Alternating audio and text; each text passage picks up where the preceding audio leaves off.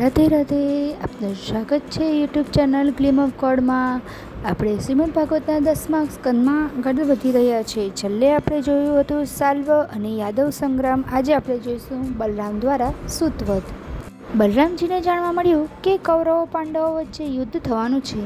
બલરામજીને કોઈનો પક્ષ લેવા માંગતા નહોતા, એટલે એ દ્વારિકાથી ચાલી નીકળ્યા અને અનેક તીર્થોમાં સ્નાન કરતા એ નૈમિષારણ્ય પહોંચ્યા. નૈમિષારણ્યમાં ઋષિઓ યજ્ઞ કરી રહ્યા હતા. બલરામને આવેલા જોઈ બધાએ આસન ઉપરથી ઉઠી એમને પ્રણામ કર્યા અને એમની યથાયોગ્ય પૂજા કરી.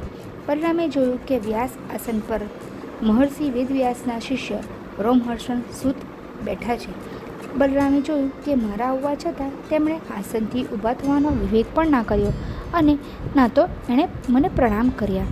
ક્રોધિત બની બલરામ એમને કહેવા લાગ્યા, અરે રોમહર્ષણ, તું વર્ણશંકર સૂત છે, છતાં આ બ્રાહ્મણોના આસન ઉપર બેઠો છે.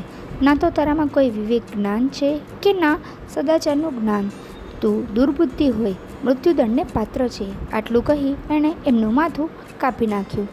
આ જોઈ બધા ઋષિ હાય હાય કરવા લાગ્યા અને બલરામને કહેવા લાગ્યા, આ તમે મોટો અધર્મ કરી નાખ્યો. અમે જ એમને આ આસન આપ્યું હતું. તમારે હવે બ્રહ્મહત્યાનું પ્રાયશ્ચિત કરવું પડશે. શ્રી બલરામજી કહેવા લાગ્યા, હું પ્રાયશ્ચિત કરીશ. તમે સૂતને દીર્ઘાયુ આપ્યું હતું. વેદોનું કથન છે કે પિતા પોતે જ પુત્ર રૂપે ઉત્પન્ન થાય છે, માટે એમનો પુત્ર ઉગ્રશ્રવા વિદ્વાન બની જશે અને તમારા આ કાર્યને પૂર્ણ કરશે. હવે તમે મને પ્રાયશ્ચિતનો માર્ગ બતાવો, જેથી હું બ્રહ્મહત્યાના પાપથી છૂટું.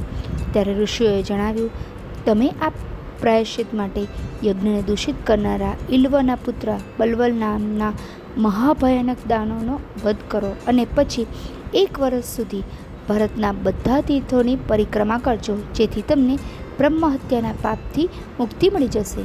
આ છે બલરામ દ્વારા સૂતવધ નામની કથા.